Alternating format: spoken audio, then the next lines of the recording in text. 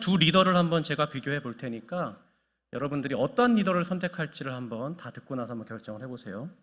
리더 A는요, 절망의 시기에 국가 전체의 사기를 끌어올렸습니다. 그는 분명한 비전과 불같은 열정으로 온 국민이 불가능한 일에 도전하게 만들었습니다. 말 그대로 세상 모든 사람들에게 영향을 미친 운동을 일으켰습니다. 최초의 컴퓨터와 제트기를 탄생시킨 산업 및 과학혁명을 일으켰고 인류의 우주 탐사를 개척했으며 핵 에너지의 신비를 풀었습니다. 근데 세상의 거의 모든 측면이 어떤 식으로든 이 사람의 영향을 받았습니다. 그가 겨우 56세에 세상을 떠났을 때 온 세상에 그의 이름을 모르는 사람이 없었습니다. 어느 모로 봐도 리더 A는 세상을 변화시켰습니다. 리더 B는요, A와 동시대에 살았습니다. 사실 그는 리더 A보다요, 불과 21일 먼저 세상을 떠났습니다. 하지만 그의 삶은 전혀 딴판이었는데 그가 일생에서 가장 큰 영향력을 발휘한 시기는 기껏해야 100명 남짓이 다니는 학교를 운영한 시기였습니다. 책을 몇 권 쓰기는 했지만 별로 인기가 없었습니다. 친구와 가족들의 사랑을 받았고 지적인 동시에 충성스러운 사람이란 평판을 얻기는 했지만 그가 세상을 떠날 당시에 그의 이름을 아는 사람은 거의 없었고 그를 아는 사람조차 대부분 그의 인생을 실패로 이었습니다. 사실 그 자신도 평생의 수건을 이루지 못한 것을 안타까워하며 눈을 감았습니다. 자, 여러분 이제 여러분이 한번 선택을 해보셨으면 좋겠어요. 둘 중에 만약에 어떠한 리더의 리더십을 배우고 싶습니까? 둘 중에 누구의 삶을 담고 싶습니까? 그리고 어떤 리더가 진행하는 세미나에 참석하고 싶으세요? 우리 졸리니까 한번 손 들어볼까요? 혹시 A라고 생각하시는 분? 야망이 없습니까? 있죠, A. 혹시 B? 뭐 이름도 없이 빛도 없이. 만약에 여러분 세상의 변화라는 엄청난 성과를 이룬 리더 A가 마음에 들었다면 여러분 정말 축하드려요. 그 사람이 바로 누구냐? 아돌프 히틀러입니다. 근데 축하드려요. 그 사람의 삶도 담고 그에 반해서 B는 누구였는가? 바로 히틀러에게 용감히 저항한 죄로 나치의 처형을 당한 독일의 신학자이자 목회자였던 디트리히 본회퍼입니다. 우리가 그 선한 능력으로라는 찬양 있잖아요. 그분이 바로 이게 옥중에서 자신의 아내와 자신의 어머니에게 쓴 편지를 이제 거기다가 멜로디를 붙인 게 바로 선한 능력. 이것은 스카이 제서니의 부르심의 자리라는 책에 나오는 내용입니다. 내용의 핵심은 이거예요. 뭐냐면 성과가 전부가 아니라는 거예요.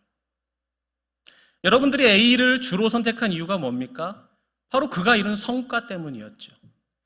그러나 그가 누구인지가 밝혀졌을 때는 성과가 전부가 아니다라는 생각을 이제서야 하게 된다는 거죠. 오늘 우리가 함께 읽은 본문 말씀의 예수님도요, 결국은 자신을 따르는 제자들, 곧 우리와 같은 신앙인들에게 이와 동일한 메시지를 좀 전하고 계시는 거예요. 그 말씀이 뭐냐? 22절, 23절을 보면은요, 그날에 많은 사람이 나더러 이르되 주여 주여 우리가 주의 이름으로 선지자 노릇하며 주의 이름으로 귀신을 쫓아내며 주의 이름으로 많은 권능을 행하지 아니하였나이까 하리니 그때 내가 그들에게 밝히 말하되 내가 너희를 도무지 알지 못하니 불법을 행하는 자들아 내게서 떠나가라 하리라. 그날에 곧 심판의 날 평가받는 자리에서 우리 모두의 예상과는 다르게요, 의외의 많은 사람들이 주님과 이와 같은 논쟁을 벌일 것이라고 주님은 말씀하고 계시는 거예요.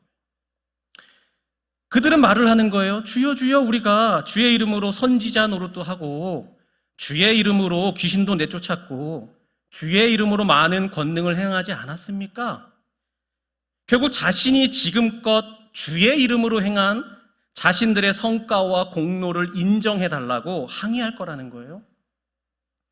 여러분, 주의 이름으로라는 게 어떤 의미입니까? 예수 믿는 사람으로서, 혹은 성도로서, 혹은 사명자로서, 혹은 여러분이 가지고 있는 직분자로서란 뜻 아니겠어요? 이 말씀이 우리에게 사실은 부담스러운 이유는 바로 이 때문이겠죠. 불신자들과 예수님의 논쟁이 아니고요. 소위 믿음이 있다라고 하는 우리와 같은 신자들과 예수님의 논쟁이기 때문이에요. 이 많은 사람들의 항의에 예수님의 대답은 단호하고 냉정해요. 그것이 무엇이냐? 내가 너희를 도무지 알지 못하니 불법을 행하는 자들아 내게서 떠나가라. 어쩌면 내 이름도 그 명단에 포함될지 모르는 이 많은 사람과 예수님의 논쟁의 핵심이 무엇이냐면 그 유진 피터슨의 메시지 성경에서는 우리가 조금은 더 이해하기 쉬운 표현으로 풀어서 말씀을 하는데요. 사실은 많은 사람들이 이러한 태도로 항변하고 있다는 거예요. 최후 심판 날에 많은 사람들이 거들먹거리며 내게 와서 이렇게 말할 것이라는 거예요. 주님, 우리는 메시지를 전했고 귀신을 혼내줬으며 하나님이 후원해 주신 우리 사업은 모든 사람들의 입에 오르내렸습니다. 주님이 단호히 말씀하시는 거예요. 너희가 한 일이라고는 나를 이용해 유력 인사가 된 것뿐이다. 너희에게는 나를 감동시키는 구석이 하나도 없다. 여러분, 이 논쟁을요, 법정 공방으로 바꾸어서 한번 제가 스토리를 한번 짜볼게요.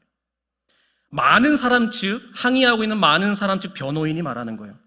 우리가 이룬 성과와 공로가 분명합니다. 이 부분을 명백히 인정해 주십시오. 예수님은 답변하시는 거예요. 너희가 이룬 성과와 공로는 모두 불법이다. 다시 많은 사람 측 변호인이 말하는 거예요. 말도 안 됩니다. 왜 우리가 행한 일이 불법입니까? 우리는 주의 이름으로 사업자 등록도 했고요. 주의 이름으로 이제껏 사업을 진행해 왔습니다. 이렇게 선지자 사업 보고서, 귀신 쫓기 사업 보고서, 권능 사업 보고서를 제출하지 않았습니까? 그러자 예수님이 답변하시는 거예요. 주의 이름으로 등록하고 주의 이름으로 사업을 진행해 왔다고? 내 이름으로 했다고는 하는데 나는 도무지 너희를 알지 못하는데? 지체 없이 예수님이 최후 답변을 내놓으시는 거예요. 나더러 주여 주여 하는 자마다 다 천국에 들어갈 것이 아니고 다만 하늘에 계신 내 아버지의 뜻대로 행하는 자라야 들어가리라는 불변의 원칙을 너희는 알지 못하더냐? 하나님과 많은 사람이 논쟁하는 비슷한 사례가 등장하는 구약 성경이 있습니다. 그것이 바로 뭐냐면 호세아서예요. 호세아서 4장 1절과 6절의 말씀을 보면 이렇게 말씀이 나와요. 이스라엘 자손들아 여호와의 말씀을 들으라. 여호와께서 이 땅 주민과 논쟁하시나니 이 땅에는 진실도 없고 인애도 없고 하나님을 아는 지식도 없고 6절에 내 백성이 지식이 없으므로 망하는도다. 내가 지식을 버렸으니 나도 너를 버려 내 제사장이 되지 못하게 할 것이요 내가 내 하나님의 율법을 잊었으니 나도 내 자녀들을 잊어버리리라. 먼저 이스라엘 백성 측에서 주장하는 거예요. 우리는 하나님의 택함 받은 백성 아닙니까? 우리는 아브라함의 자손이고 우리 모두가 모세의 제자들 아닙니까? 저 위대한 왕 다윗이 우리 앞에 있지 않습니까? 그런데 왜 우리가 망해야 합니까? 그런데 왜 우리가 버림받아야 합니까? 그런데 왜 우리가 잊혀짐을 당해야 합니까? 하나님이 말씀하시는 거예요. 이 땅에는 진실도 없고 인애도 없고 하나님을 아는 지식이 없다. 내 백성이 나 여호와 하나님을 아는 지식이 없으므로 망하는 거예요. 이스라엘 백성은 지금 격분하는 거예요. 격분하면서 답변을 해요. 뭐라 얘기하느냐? 하나님 말도 안 됩니다. 우리에게 진실과 인애가 없고 하나님을 아는 지식이 없다니요. 우리에겐 성전과 제사장들이 있지 않습니까? 우리에겐 분향과 희생제물도 있고 우리에겐 모세가 준 율법과 법도가 있지 않습니까? 하나님께서 이사야서 29장 13절을 빗대어 최후 변론을 하세요. 쉬운 말 성경을 빗대어서 말해 보겠습니다. 너희 외식하는 자들아, 너희는 입으로는 나를 가까이 하며 입술로는 나를 공경하나 너희의 마음은 내게서 멀리 떠났다. 너희가 나와 교제하며 나를 친밀히 아는 지식을 버렸기에 나도 너희를 버려 나와 교통하는 제사장의 특권을 내가 빼앗겠다.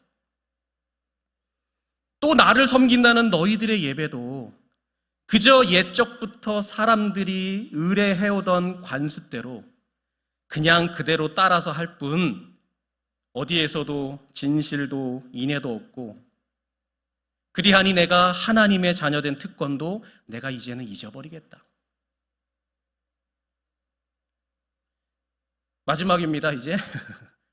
그럼 실제적인 법정 공방이었잖아요. 그럼 실제 판례가 어땠느냐? 이러한 사건의 판례가 어땠느냐? 실제적인 판례가 나타나는데 그것은 구약 사무엘상 초반에 등장하는 바로 엘리 제사장의 두 아들 홈니와 비느하스에 대한 사건입니다. 그들의 망년된 행실은 다음과 같았어요. 사무엘상 2장 12절에 보면은 엘리의 아들들은 행실이 나빠, 사악하다는 뜻이거든요. 여호와를 알지 못하더니, 17절에서는 이 소년들의 죄가 여호와 앞에 심히 크면 그들이 여호와의 제사를 멸시함이었더라.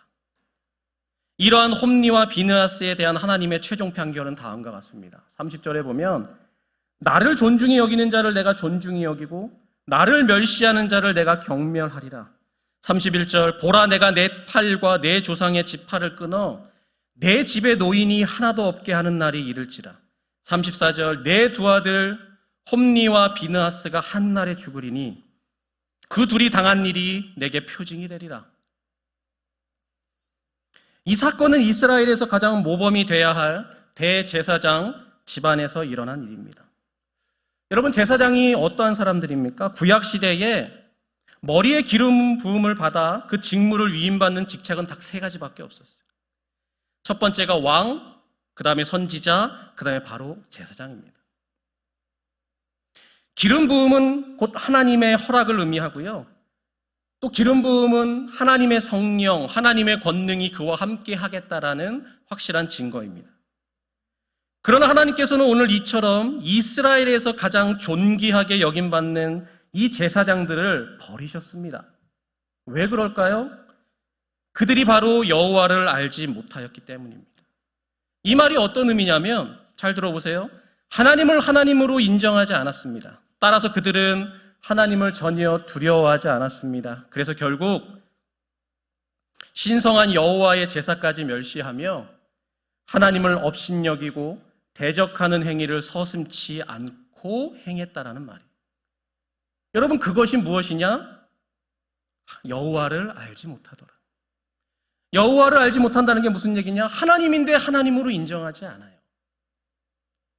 그리고 하나님에 대한 두려움도 전혀 없어요. 그러니까 하나님과 관련돼서 행하는 일에 있어서 무엇 하나 하나님을 존중함이 없다라는 거예요.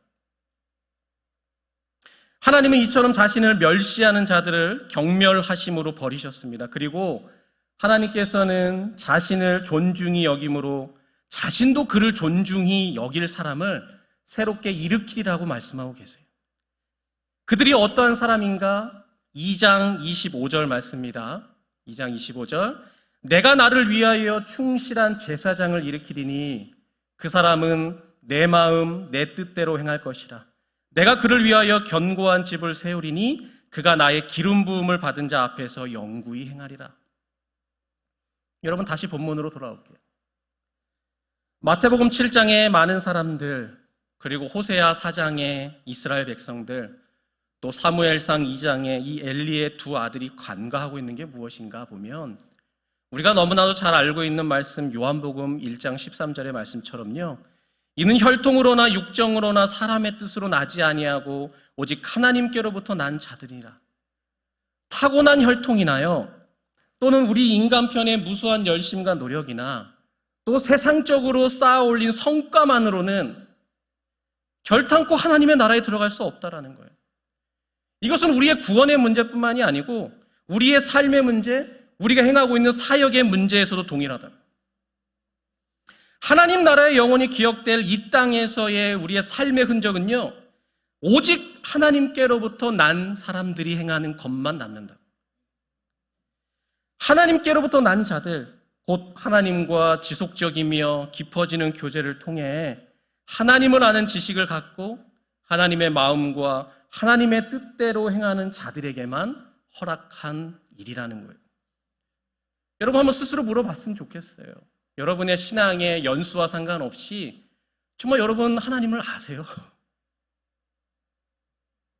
정말 그때에 정말 심판의 날 평가받는 자리에서 정말 우리가 생각하는 것만큼 하나님도 그래 네가 생각하는 그 정도로 정말 네가 나를 알고 나도 너를 안다. 그런 말을 들을 자신이 있냐라는 거예요. 지금까지 우리가 했던 사역들 다 내려놓고요. 내가 이뤘던 성과들 다 내려놓고요. 그저 구원받은 나라고 하는 내 영혼, 내 인격이라고 하는 그 하나만 가지고 정말 아무것도 걸치지 않고요. 이렇게 좋은 양복도 입지 않고 전도사라는 타이틀도 다 떼어버리고 그냥 죄인이었다 구원받은 정현철이라는 이름 세 개만 가지고 하나님 앞에 딱 섰을 때에 정말 여러분과 제게 남는 게 무엇일까? 한번 그런 고민을 해보신 적이 있느냐라는 거예요. 제가 아무리 찬양을 잘한다고 해도 저 영원한 천국에 가면 천사들이 하는 노래는 전혀 다르지 않겠어요? 우리가 아무리 이 땅에서 많은 것들을 잘한다 해도 천국에 가면은 몇 천 년 동안 쌓여있는 수많은 인재들이 하나님 앞에 예배를 드릴 텐데 하나님을 열심히 섬길 텐데 과연 우리가 이 땅에서 하는 것만으로 하나님 제가 그래도 할 만큼 하고 있습니다라고 말할 그럴 자신이 과연 우리에게 있냐라는 거죠. 미국의 상원의 원목을 지냈던 그 리차드 헬버슨 목사가 유명한 말을 다음과 같이 했습니다. 처음 교회는 살아계신 그리스도를 중심으로 한 사람들의 교제로 이루어졌다. 그러나 그리스로 넘어가면서 철학이 되었고 로마로 건너가 제도가 되었다. 그 다음에 유럽으로 옮겨가 문화가 되었고 마지막으로 미국으로 넘어와 기업이 되었다.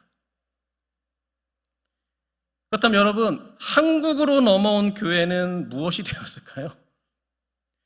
미국까지 왔을 때는 기업이 됐는데 그래서 혹자는 그렇게 얘기를 해요. 한국으로 온 교회는 대기업이 되었다. 농담조로 얘기하는 거예요. 심각하게 받아들이시면 안 돼요.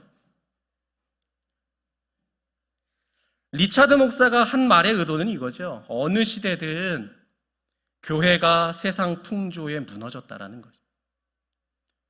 과연 지금의 우리는 다를까? 정말 교회가 기업을 따라가고 있는지 아니면 정말 기업이 교회를 따라가고 있는지 한번 생각해 봐야 되지 않을까요? 왜 교회가 기업을 따라갈까 생각을 해보니까요. 아마도 오늘날 이 시대에서 가장 큰 성공을 거두고 존경을 받는 사람들이 기업가들이기 때문일 것 같아요. 그리스 사람들이 철학자를 존경을 했고 로마 사람들은 군인을 최고로 여겼고 유럽 사람들은 예술가들을 높이 평가를 했었거든요. 그러니까 지금 이 시대의 사람들은요, 어쩌면 기업가들을 가장 우러러보고 그들이 이룬 성과와 그들이 이룬 성공을 사실은 믿는 우리도 부러워하고 있기 때문이라는 거죠. 이러한 성과와 공로를 추구하는 시대적 흐름 속에 살아가는 우리는 민수기 20장에서 40년을 지도자로서 쉼없이 헌신하며 달려온 모세를요, 그 20장에서 하나님께서 너는 가나안에 들어갈 수 없다라고 하시는 하나님의 결정을 이해하기가 사실은 되게 어렵죠. 민수기 20장 내용을 보면은 출애굽한 지 40년째가 되는 해였어요. 그러니까 끝무렵이었죠. 모세는 하나님의 백성을 이끌고 가나안 남방의 신광야라는 땅에 도착을 했는데 거기에 핵심적인 지역이 어디냐? 바로 가데스 바네아예요. 그게 어디냐? 바로 12정탐꾼을 보냈다가 실패했죠. 우리는 메뚜기에 지나지 않습니다. 그래서 들어갈 곳을요 38년을 방황을 했다고요. 출애굽한 아버지 세대가 죽을 때까지 하나님께서는 40년을 방황케 하셨대요. 그곳에 다시 도착을 한 거죠. 어쩌면 두 번째 기회가 다시 주어진 거잖아요. 그때 백성들은 어김없이 또 물이 없다고 불평하기 시작을 해요. 어쩜 우리의 신앙과 비슷할까요? 요번에 위기를 넘기면 하나님 감사합니다 하지만 또다시 물이 없고 갈증을 느끼면 대체 하나님 살아계십니까? 왜 하나님 저를 이끄셔서 이렇게 만드셨습니까? 그때의 그들이나 지금의 우리나 사실은 별바 다를 바가 없죠. 근데 문제는 이 불평이요, 단순한 불평을 넘어서 폭동이라도 일으킬 기세까지 갔다라는 거예요. 다급한 모세는 하나님께 방법을 간구했고 하나님은 이렇게 말씀하세요. 20장 8절에 보면 바위를 향해 말하면 거기서 사람들과 가축들이 마실 물이 나올 것이다. 그런데 모세는요, 하나님의 명령대로 바위를 향해 말하지 않았어요. 대신에 지팡이로 바위를 힘껏 내리쳤던 것 같아요. 이는 아마 불평과 불신으로 이미 40년을 광야에서 고생하고 유랑했음에도 불구하고 이 아버지 부모 세대의 전철을 답습하고 있는 자녀 세대에 대한 지도자 모세의 어떤 실망과 분노 때문이었을 것 같아요. 그런데도 뜻밖에도 그곳에 기적이 일어났고요. 물이 콸콸 쏟아져 나왔고 온 백성과 가축이 실컷 목을 축였고 결과적으로 모세는 또 한 번의 기적을 일으킨 그 성과를 또 기록했다고요. 다시 바위에서 물이 나오게 만들었잖아요. 그러나 문제는 이 사건으로 인해서 모세는 꿈에 그리던 약속의 땅에 결국 들어가지 못하게 되었다는 것. 이때 모세는 사역의 끝자락에 와 있었습니다. 비록 실수는 했지만 40년을 쉼 없이 지도자로서 헌신해 왔습니다. 출애굽부터 광야에까지 이 40년이요, 그가 이룬 성과와 공로는 이루 말할 수 없을 만큼 성경에도 기록되어 있고 우리가 모두 다 아는 것처럼 대단합니다. 그런데 고작 이 무리바 물 사건 하나로 가나안에 들어가지 못한다고 하니까 우리가 느끼기에도 얼마나 그 40년의 공로와 수고가 헛수고로 돌아가는지 사실은 상당히 억울하죠. 여러분 그렇지 않겠어요? 제가 알기로는 권사님들 같은 경우는 우리가 생각하기엔 저는 남자니까 설거지 안 시키면 땡큐인데 나중에 식당에서 봉사 오래 하신 권사님들은요, 설거지 하지 말라고 그러면 시험 들어서 교회를 나가는 분도 계십니다. 내가 이제껏 이 교회와 하나님을 섬기기 위해서 어떠한 마음으로 내가 설거지를 해왔는데 이제 나를 밀어내? 이제 내가 나이가 들었다고 나를 설거지 이 주방에서 밀어내? 사람이 그렇다라는 거죠. 내가 지금껏 하나님께 수고하고 노력하고 헌신한 게 있는데 그 결과에 상응하는, 그것의 수고에 상응하는 결과가 나타나지 않으니까 시험이 들 수도 있고 억울할 수도 있죠. 근데 이 억울함을 느끼는 것이요, 곧 우리가 가지고 있는 이 성과주의라고 하는 어떠한 죄악의 습성의 핵심이라는 거예요. 여러분, 우리는 모세를요, 지도자이다 보니까 단 1%가 부족한 99%의 완성형에 가까운 사람으로 여기지만 하나님이 보시기에는 모세나 우리나 그저 1%도 안 되는 무익한 종에 지나지 않는다라는 거예요. 모세, 그가 어떤 사람이었습니까?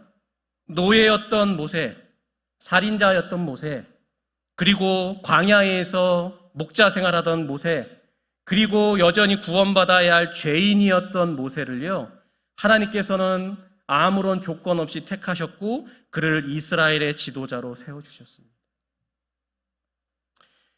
그렇기에 그는요, 아마 우리가 가지고 있는 이 억울함과 다르게 누가복음 17장 10절의 말씀처럼 이와 같이 너희도 명령받은 것을 다 행한 후에 이르기를 우리는 무익한 종이라, 우리가 하여야 할 일을 한 것뿐이리라 할지니라. 모세는 아마 이렇게 얘기했을 거라는 거예요. 나는 단지 하나님께 명령받은 대로 내가 해야 할 일을 하는 무익한 종일 뿐이다. 우리 모두가 모세와 같아야 할 줄 믿습니다. 우리가 이룬 성과와 또 공로가 제 아무리 크다 할지라도 예수님이 죄인이었던 우리를 위하여 십자가에 지셨던 그 공로에 비하면 사실은 너무나 무익할 뿐이죠. 모세의 가나안 입성을 허락하지 않으신 하나님의 의도는 우리가 다 이해할 수 없지만 중요한 것은요, 모세의 40년간 이룬 성과와 공로보다는 우리가 집중해야 되는 것은 어디에 있느냐면 바로 출애굽기 33장 11절 말씀에 있어요. 출애굽기 33장 11절에서 뭐라 말씀하시냐면 사람이 자기의 친구와 이야기함 같이 여호와께서 모세와 대면하여 말씀하셨다라는 사실. 저는 모세가 홍해를 가르고 바위에서 물이 나게 하고 또 여러 전투를 승리한 것보다 정말 제가 부러운 건 바로 요 구절에 있어요. 아까 얘기했잖아요. 우리는 정말 1%도 되지 않는 무익한 종에 불과한데 어째서 하나님께서는 모세로 하여금 내 친구와 같다라는 말씀을 하실 수 있지? 과연 이것이 우리가 일평생 살면서 하나님 앞에 그런 말 들어볼 수 있을까? 우리가 하나님을 사랑한다고 말하고 하나님이 내 생명과 같다 말하고 내가 영원히 하나님과 살겠다고 말을 하는데 정말 하나님과 우리의 관계를 그 친구와 같은 그런 어떤 밀접하고 너무나도 따뜻하고 그러한 어떤 표현으로 어떻게 할 수 있을까? 사실은 제가 모세에게 가장 부러운 부분은 바로 이 부분에 있어요. 사람이 자기 친구와 이야기함 같이 여호와께서 모세와 대면하여 말씀을 하셨다. 이것은 계산적이거나 거래로서는 결코 친구가 될 수 없다라는 말이에요. 우리가 친구 관계하면 떠오르는 인물 둘이 있죠. 바로 다윗과 요나단이죠. 요나단이 죽었을 때 다윗이 자기 형이라고 부르면서 요나단을 어떻게 평가하느냐? 친구의 사랑은 기이하여 여인의 사랑보다도 더하다고 말해요. 모세가 하나님과 나눈 사랑과 우정이 이와 같았다고요. 우리가 알고 있는 가장 큰 사랑이 그런 사랑이었잖아요. 남녀 간의 어떤 짙은 사랑 혹은 부모의 사랑이잖아요. 근데 다윗과 요나단이 서로 나누었던 그 사랑은요, 여인과의 사랑보다도 뭔가 더 기이하고 더 깊고 더 진하다고 말씀하고 계세요. 그렇게 하나님과 친구 관계로서 친밀하고 깊은 교제를 나눈 것에 비하면 자신이 40년 동안 이루었던 성과는 아무것도 아닙니다. 여러분 대부분 부모시잖아요. 저도 지금 부모의 가정을 겪고 있잖아요. 자녀를 키운 지 10년 혹은 20년 뭐 그 이상도 되시는 분도 계실 텐데 혹 그거 다 기록해 놓은 분 계세요? 내가 내 자식을 위해서 어떻게 헌신하고 내가 그 자식을 어떻게, 그 자식이라면 안 되죠. 내가 그 귀한 내 자식을 키우기 위해서 어떻게 애쓰고 노력했는지 다 기록해놓고, 다 기억해놓고, 다 나중에 내가 다 받아야지 하시는 분 있냐고. 하나도 없죠. 저도 큰애가 10살이라 최소 10년은 키웠지만, 제 기억 속에는 제게 남아있는 공로는 하나도 없어요. 그냥 여전히 똑같죠. 좀 더 잘해줬으면 좋겠다. 부족한 부모에 비해서 조금은 더 잘 자라줬으면 좋겠다라는 게 제 마음이잖아요. 하나님과 친구 관계가 되면 하나님과 친밀하고 깊이 있는 교제를 나눌 수 있는 그런 관계가 되면 우리는 모세의 40년의 광야가 마치 잊혀지는 것 같고 숲으로 돌아가는 것에 억울함을 느끼지만 모세 본인은 40년의 성과는 이미 잊혀진 지 오래일 거예요. 어쩌면요, 하나님과 친구와 같은 관계가 되며. 정말 여러분들이 하나님과 그러한 친구와 같은 친밀한 관계가 되면 우리가 성과 때문에 시험 들 일도 없고 우리가 노력한 것 때문에 시험 들 일이 없어요. 40년의 성과는 분명히 과거의 영화로 사라지지만 40년 동안의 하나님의 교제는요, 앞으로도 영원히 지속되는 영화로서 남을 거기 때문에 그래요. 여러분, 그렇게 우리는 어떠한 성과보다는 하나님과의 관계에 집중하셔야 돼요. 우리는 다윗과 요나단 사이에 그 누렸던 깊은 사랑과 우정을 우리 역시도 하나님과 누릴 수 있어야 된다는 얘기예요. 많은 성과보다는 하나님의 마음과 하나님의 뜻대로 행하는 자로서 하나님의 마음을 기쁘시게 해드리시기를 바랍니다. 단지 우리가 해야 할 일을 하는 무익한 종의 자리를 다시 찾아야 할 때가 아닌가 싶습니다. 무엇보다 하나님을 존중하는 자가 돼서 여러분도 하나님께 존중이 여김받을 수 있는 사람이 되는 것을 차라리 그렇게 목표를 잡으셨으면 좋겠어요. 우리가 무익한 종의 자리에서 하나님을 존중하고 그분의 마음과 뜻대로 행하는 자가 되지 않는다면 우리는 많은 성과와 공로에 무관하게 하나님을 이용하는 자들에 지나지 않을 거예요. 여러분 스스로 한번 물어봤으면 좋겠어요. 진정 나는 하나님을 섬기는 자입니까? 하나님을 이용하는 자입니까? 만약 우리가 무익한 종의 자리로 우리를 낮출 수 없다면 우리 모두는 우리의 성과를 가지고 협상 테이블에 앉아있는 기업가가 될 수밖에 없다는 거예요. 제가 이 일을 행하지 않았습니까? 그럼 이에 마땅한 보수를 해주셔야죠. 제가 이러한 노력을 하지 않았습니까? 하나님, 그럼 최소한 이 정도의 기적으로 저에게 갚으셔야죠. 하나님은 우리에게 은혜로 다가왔지만 우리는 계산으로 가잖아요. 반대로 말하면 여러분이 정말 끊임없이 기도하고 끊임없이 간절히 바랬는데도 불구하고 만약에 하나님이 그걸 들어주시 아니하셨다면 그래도 여전히 여러분에게 하나님은 동일한 하나님이고 여러분이 평생을 섬길 하나님이고 여전히 이 세상의 최고로 여길 하나님으로 남을 수 있겠습니까? 아니면 혹 삐지고 혹 상처 입고 그러시겠습니까? 우리 모두는 누가복음 15장에 나오는 그 돌아온 탕자 이에게 감동하잖아요. 근데 탕자가 스스로 돌이켜 아버지께 돌아오고자 할 때에 그가 했던 말에 우리가 주목할 필요가 있는데 누가복음 15장 19절에 보면은 탕자가 이렇게 생각을 해요. 지금부터는 아버지의 아들이라 일컬음을 감당하지 못하겠나이다. 나를 품꾼의 하나로 보소서 하리라. 여러분 이 구절에서 품꾼의 하나에 주목하셔야 돼요. 품꾼은요, 우리가 지금 말하고 있는 단지 자신이 명령받은 대로 해야 할 일을 하는 무익한 종과는 사실은 거리가 멀어요. 이스라엘에는 당시에 하인이 세 종류가 있었어요. 첫 번째는 어떠한 사람이 있었냐면 매일 하는 일에 따라 급여를 받는 일용직 품꾼들이 하나 있었고요. 두 번째는 마을에 독립적으로 따로 살면서요, 주인집에서 장시간 일하는 고용하인들이 있었고, 그냥 마지막 세 번째는 주인집에 살면서 온전히 주인 가정을 위해 일하는 종속하인이 있었어요. 근데 탕자가 이 셋 중에 어떤 하인을 원했을 것 같아요? 우리가 생각하는 하인은 그 세 번째 하인을 생각을 하잖아요. 종속하인을 생각하잖아요.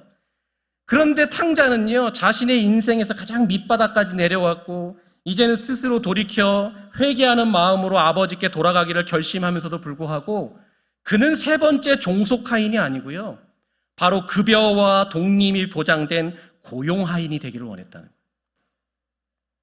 거예요. 놀랍죠? 어쩌면 우리랑 비슷하죠? 하나님의 큰 은혜를 얘기하지만 여전히 나의 독립이 보장됐으면 좋겠고 또 나에게 그에 상응하는, 노력에 상응하는 대가가 있기를 바라잖아요.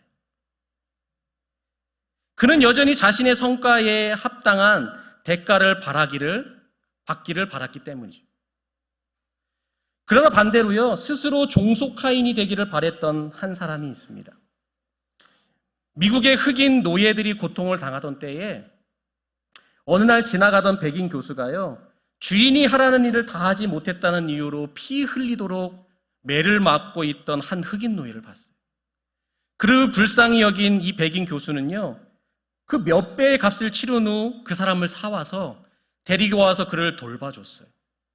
그리고 그 사람이 몸이 회복되자 백인 교수가 말하는 거예요. 내가 값을 치렀으니 당신은 더 이상 노예가 아니고 자유인이 되었어.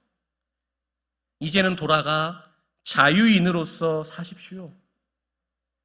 그때 흑인 노예가 눈물을 흘리면서 말을 하는 거예요. 선생님은 악한 주인의 손에서 나를 구해주셨습니다. 그리고 자유인으로 만들어 주셨습니다. 이제 자유인으로 당신을 섬기게 허락해 주십시오. 이 흑인은 스스로 사랑과 기쁨으로 주인을 섬기는 종속하인이 되었다라는 말이에요. 이것이 바로 은혜에 빚진 자들, 복음에 빚진 자들, 무익한 종의 이야기가 될 줄 믿습니다. 우리 모두 누가복음 10장 27절처럼요. 마음을 다하고 목숨을 다하고 힘을 다하고 뜻을 다해서 주 우리 하나님을 사랑하고 또 우리에게 맡겨진 우리 이웃을 자기 자신과 같이 사랑하시기를 바랍니다.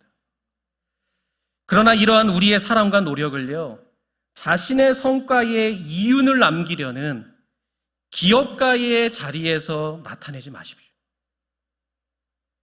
이해하셨어요? 정말 사랑과 헌신과 노력을 하시라고요. 근데 그 사랑과 헌신과 노력을 내가 한 수고, 내가 이룬 성과에 대한 마땅한 보상, 어떻게든 이윤을 남기려고 하는 기업가의 테이블 앞에서 하지 말라고요.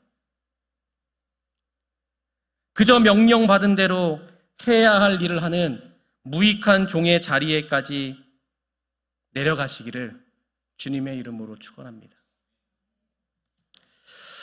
오늘 마지막 찬양은 오전에 했던 찬양인데요. 말씀과 연관이 있는 것 같아서 함께 찬양했으면 좋은데, 다시 복음 앞에라는 찬양입니다. 제가 이 찬양에 사실은 개인적으로는 많이 회개를 하고 있는 찬양이기 때문에 요즘 많이 부르는데요. 이용한다라는 말이 왜 이렇게 제게 콕콕 찔리는지 모르겠어요. 찬양 인도를 정말 20년 넘게 해왔고 이제는 어느덧 전도자 사역을 하지만 그런 생각이 드는 거예요. 정말 내가 이 길을 왜 왔지? 정말 20년의 찬양 사역을 해왔는데 정말 내가 모든 순간을 다 하나님의 영광을 위해서 했을까? 그런 것보다는 제가 제 자신을 되돌아봐도 무언가 이 찬양을 이용해서, 찬양 인도자라는 자리를 이용해서, 혹은 전도자라고 하는 그것을 이용해서 무언가 내 자신이 좀 높아졌으면 좋겠고, 내 자신의 일이 좀 잘 풀렸으면 좋겠고, 내가 사람들의 좀 칭찬도 좀 받았으면 좋겠고. 근데 아까도 말씀드렸지만 만약에 예수님이 이러한 마음으로 나를 위해 십자가에 지셨다면 나는 어떨까? 만약 여러분, 하나님께서, 예수님께서 나타나셔 여러분한테 사실은 내가 너희를 이용하고 있었단다. 너희를 내 종으로 부려먹으려고, 너희를 이 교회의 종으로 부려먹으려고, 미안하지만 사실은 내가 너희를 이용했다. 여러분, 그 말을 여러분 스스로는 감당하실 수 있겠어요? 근데 우리는 그러한 말들을 입으로 내뱉진 않지만 우리의 삶으로, 우리의 신앙으로 얼마나 무수하게 내뱉고 있는지를 여러분들은 모르겠지만 저는 요즘 깨닫고 있어서, 여러분, 우리가 하나님을 이용하는 자리가 아니라 하나님을 섬기는 자리, 하나님께 사용되어지는 자리로 내려갈 수 있는 그 핵심은 바로 우리 스스로가 얼마나 무익한 종인지를 깨닫는 것에 있을 줄 믿습니다. 하나님과 친해지면 성과는 사라지는 거예요. 꼭 기억하세요. 하나님과 친해지면 성과는 사라진다고. 내 자식을 지극히 사랑하고 내 자식과 친밀해지면 내가 내 자식을 위해 한 성과는 아무것도 남지 않아요. 근데 내 자식이 배반을 하니까 돌려받으려고 하고 법정 싸움까지도 가잖아요, 요즘에는. 하나님과 친해지세요. 그러면 성과는 무익한 종의 자리에서 다 묻어줄 줄 믿습니다. 우리 그러한 믿음을 가지고 우리 한번 찬양하시고 기도 짧게 하시고 주기도문으로 예배를 마치겠습니다.